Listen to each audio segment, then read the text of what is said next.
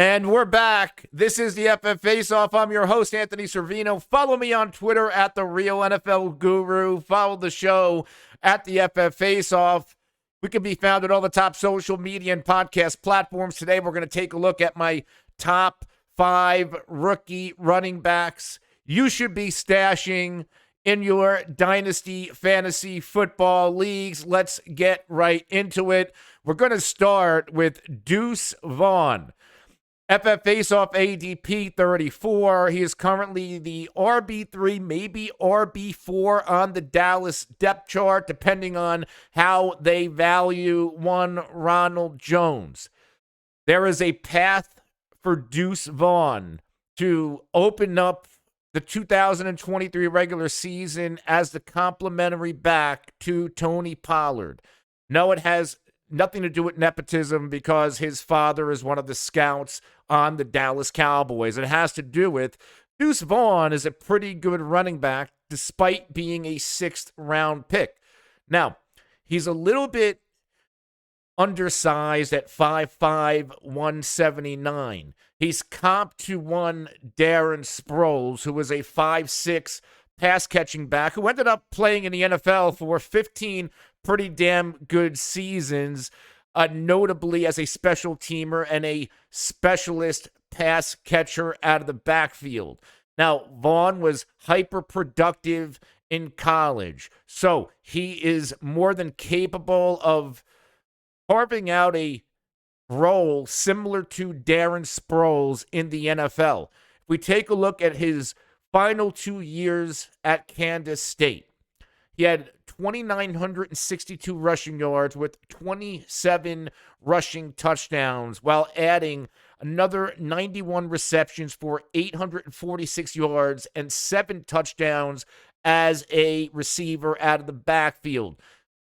Shifty runner, a patient runner, and a sensational pass catcher. He can do it all despite his compact frame. It's a matter of what is his role with the Dallas Cowboys. As it stands right now, there is absolutely a path for Deuce Vaughn to step into that number 2 role, like I said at the top. What do they really have outside of Tony Pollard? If we take a look, Malik Davis played well in sporadic opportunities. Ronald Jones, Rico Dowdle. That is it. Now, there are reports that are conflicting on Ezekiel Elliott.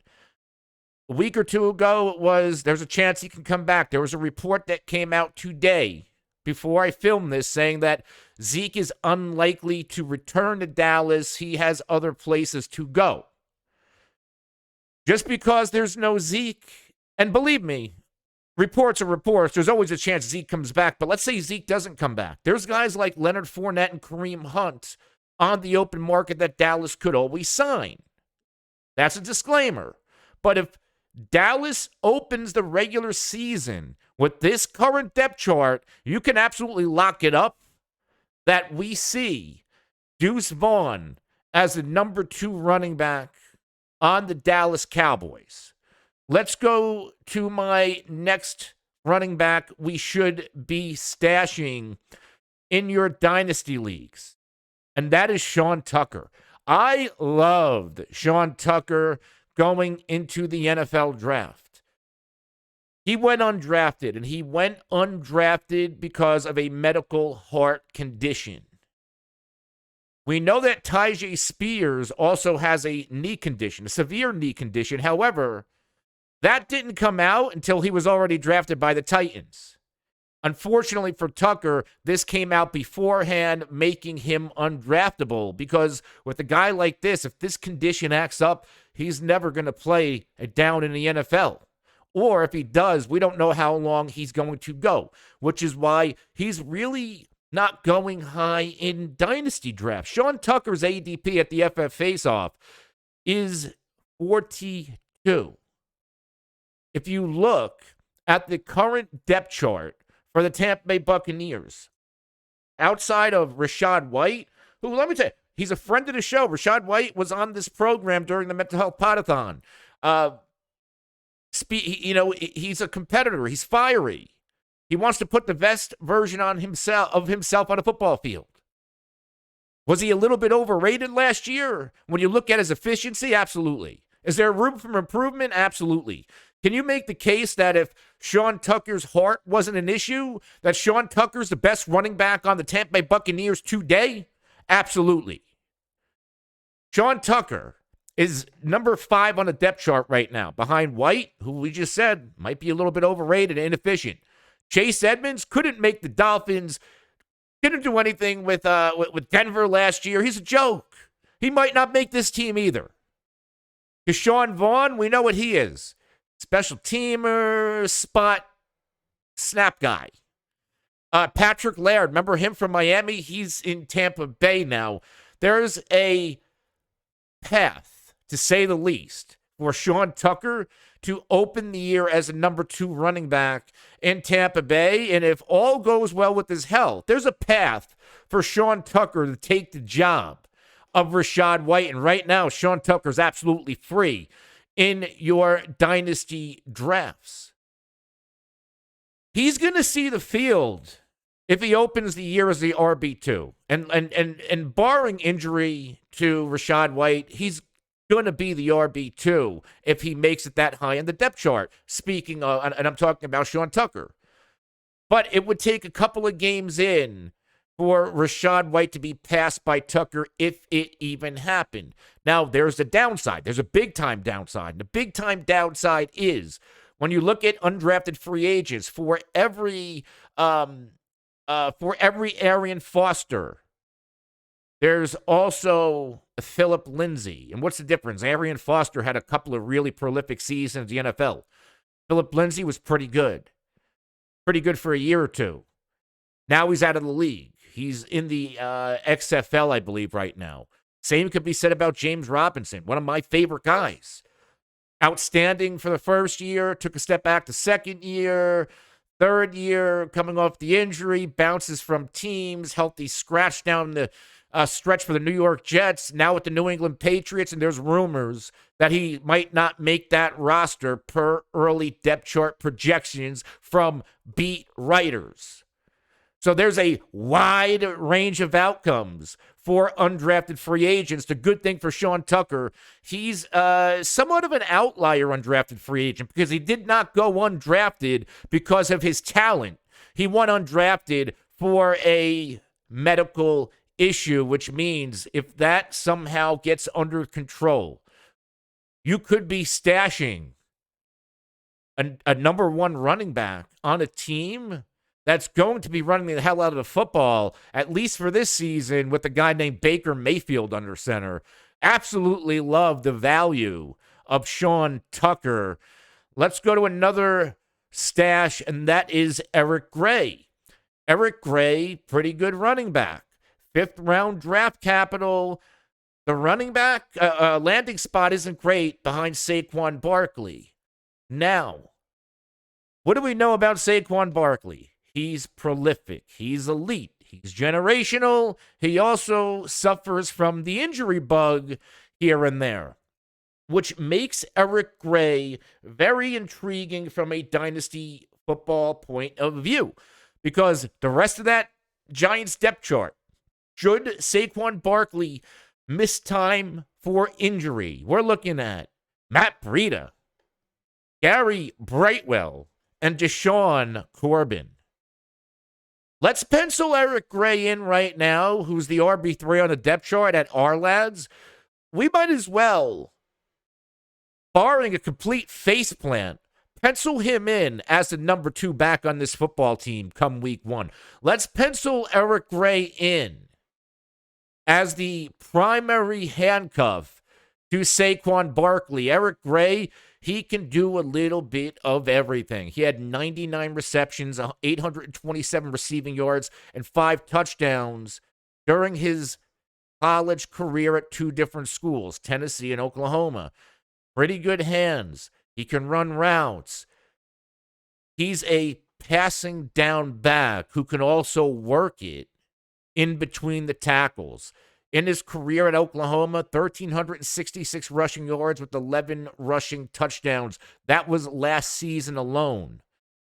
He's also pretty shifty and elusive. I like Eric Gray a lot. And the landing spot, yeah, it's bad behind Saquon Barkley. But there's also that glimmer of hope that if Saquon Barkley misses time because of the state of the rest of that Giants depth chart, that Eric Gray could see significant playing time as soon as this season, making him a very quality dynasty stash that you can get with a face-off ADP of 43. Let's close this baby out. We got two left, and one of those two is DeWayne McBride, the running back for the Minnesota Vikings, who's currently slated as the RB4 on a Vikings depth chart that has question marks. And why question marks, Anthony? Well, the answer is, folks, that all offseason long, we've heard that Dalvin Cook could be on the team. He might not be on the team. He could be traded. He might not be traded. He could be cut with a post-June 1 designation. He might not be cut with a post-June 1 designation. This Vikings team also prioritized the re-signing of Alexander Mattison, whom they like. Rest of the depth chart, we have Ty Chandler and Keeney Ngwanu. And I'm butchering his name. I'm sorry. He's the RB4. Doesn't even matter. So, DeWayne McBride can work up the depth chart past Ty Chandler, in my opinion. And then he would be the RB3, which means he's probably dressing on game day, and that is on a depth chart with Cook and Alexander Mattison. But what if Dalvin Cook is moved? What if he's cut? What if he's traded? What if he's not on this roster in week 1? That means we have Alexander Mattison as the RB1, and more than likely, barring a faceplant, DeWayne McBride as the RB2, which means he's going to see pretty damn good playing time for the Minnesota Vikings. McBride was sensational for the UAB Blazers in the past 3 years. When you look at player profilers' dominant rating, 27%. He was outstanding. He ranks number 1 in this rookie running back class in terms of career yards per play at 4.18 yards per play. He was also extremely efficient anytime he had the football in his hands. When you look at his Pro Football Focus grades, he was 2nd, 8th, and 3rd in terms of grading for the running back position in each of the past 3 years. Now, he didn't get a lot of work in the passing game at college, but he could hold his own at the pro level with some transition and development. But when you look at McBride as a runner, he can do it all. He was 2nd in the FBS in rushing yards with 1,702 yards with 155 yards per game. He was also the number 2 running back in yards after contact per attempt with 4.6 yards after contact per attempt. Lastly, he was 5th in dominant rating with 35% out of all the running backs in this class. DeWayne McBride is a small school running back.